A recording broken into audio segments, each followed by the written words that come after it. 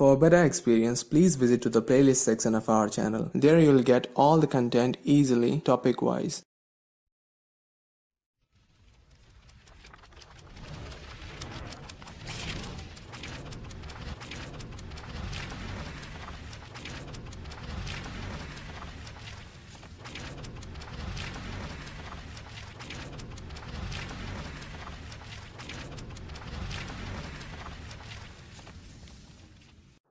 तो आइए अब हम लोग देख लेते हैं कि डिराइव्ड इंस्ट्रूमेंट्स क्या क्या हैं।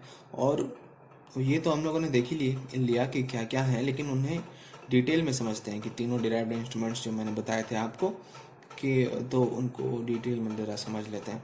तो सबसे पहला जो था वो था मॉर्गेज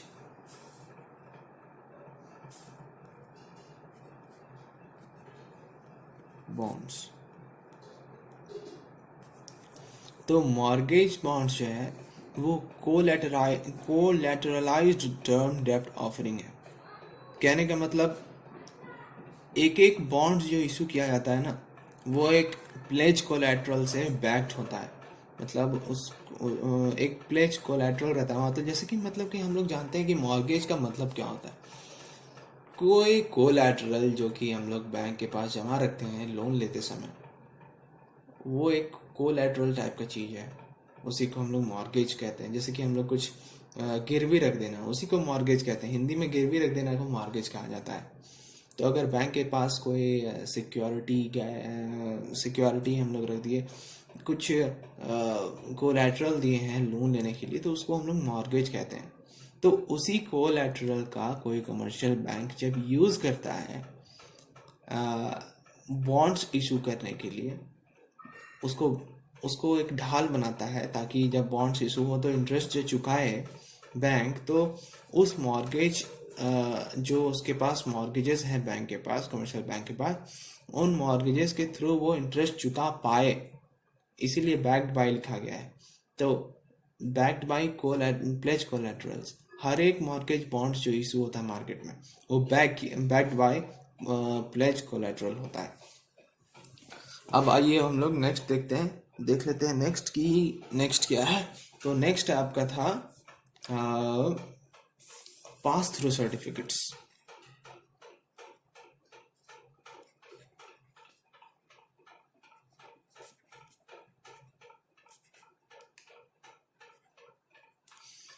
पीटीसीज भी बोलते हैं इसको, पीटीसीज। तो पास थ्रू सर्टिफिकेट्स क्या होता है?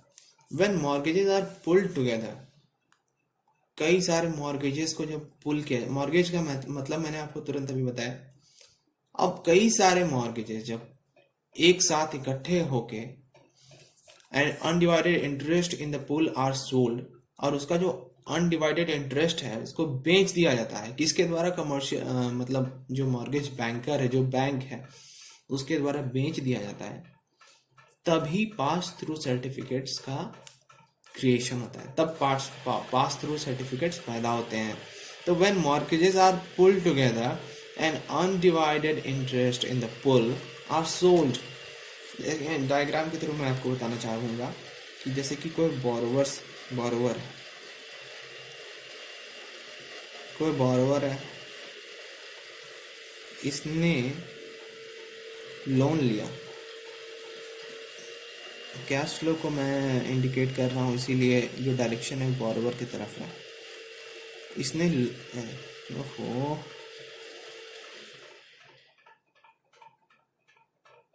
इसने लोन लिया, बॉरोवर ने, और लोन के बदले इंटरेस्ट पेमेंट किया जा रहा है। किसके द्वारा? बॉरोवर के द्वारा। अब पास थ्रू सर्टिफिकेट, सपोज यहाँ लिखता हूँ मैं, पास थ्रू सर्टिफिकेट्स।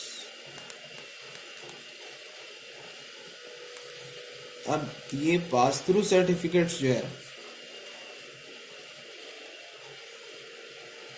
इसने यहाँ इन्वेस्ट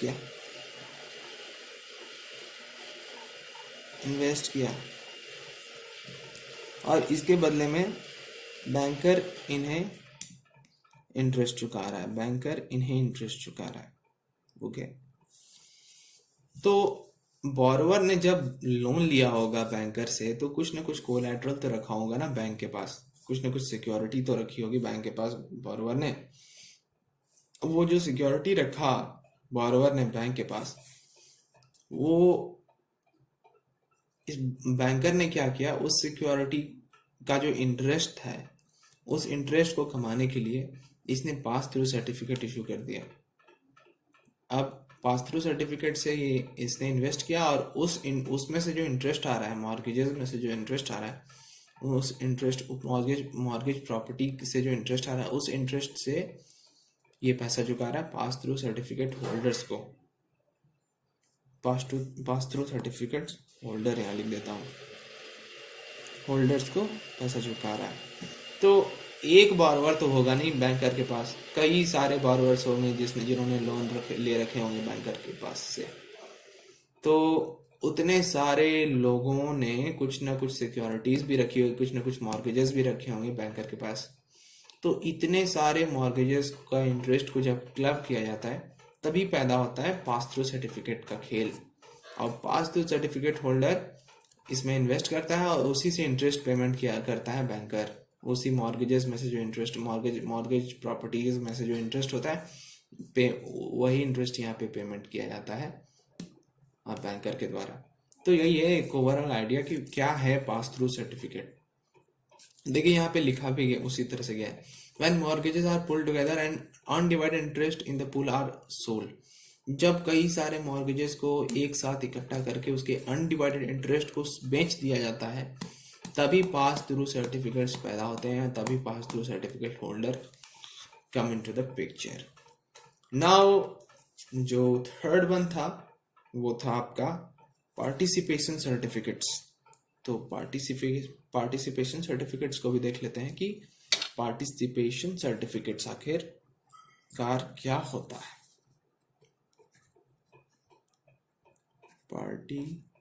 पार्टिसिपेशन सर्टिफिकेट्स,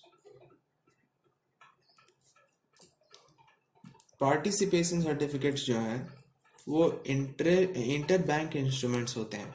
मतलब एक बैंक और दूसरे बैंक के बीच, मान लो स्टेट बैंक ऑफ इंडिया है SBI और इधर हो गया PNB पंजाब नेशनल बैंक, यही लोग दोनों के बीच में जो भी ट्रांजैक्शन हो रहा है, जो भी खेला चल रहा है, जो भी गेम चल रहा है, इन लोग दोनों के बीच में चल रहा है।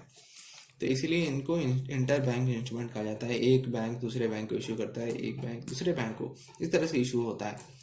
और confined to scheduled commercial bank, जो शेड्यूल्ड कमर्शियल बैंक्स हैं, शेड्यूल्ड कमर्शियल बैंक्स जो हैं उन तक ही सीमित है ये पार्टिसिपेशन सर्टिफिकेट्स, और कोई यूज़ नहीं करता इस इंस्ट्रूमेंट को। और मनी मार्केट इंस्ट्रूमेंट है ये एक पार्टिसिपेशन सर्टिफिकेट जो है, ये एक मनी मार्केट इंस्ट्रूमेंट है। और 90 डेज का टेन्योर होता है, मैक्सिमम टेन्योर जो है 90, मैक्सिमम जो टेन्योर है इसका, टाइमिंग जो है उसका मैच्योरिटी पीरियड जो होता है वो 90 डेज का होता है मैक्सिमम टेन्योर, इससे ज़्यादा का नहीं होता है। छोटा ही शॉर्ट टर्म इंस्ट्रूमेंट है, इसीलिए मनी मार्केट के अंदर आता है। और इंटरेस्ट जो है, वो जो भी इंटरेस्ट इसका रहेगा वो डिटरमाइन कौन करता है, determine by two contracting bank. जो भी दो बैंक एक दूसरे के साथ कॉन्ट्रैक्ट कर रहे हैं, मतलब मान लो PNB को ज़रूरत है अभी शॉर्ट टर्म के लिए कुछ पैसे का, तो PNB ने इशू किया पार्टिसिपेशन सर्टिफिकेट्स, और जिसको कि परचेज कर रहा है SBI।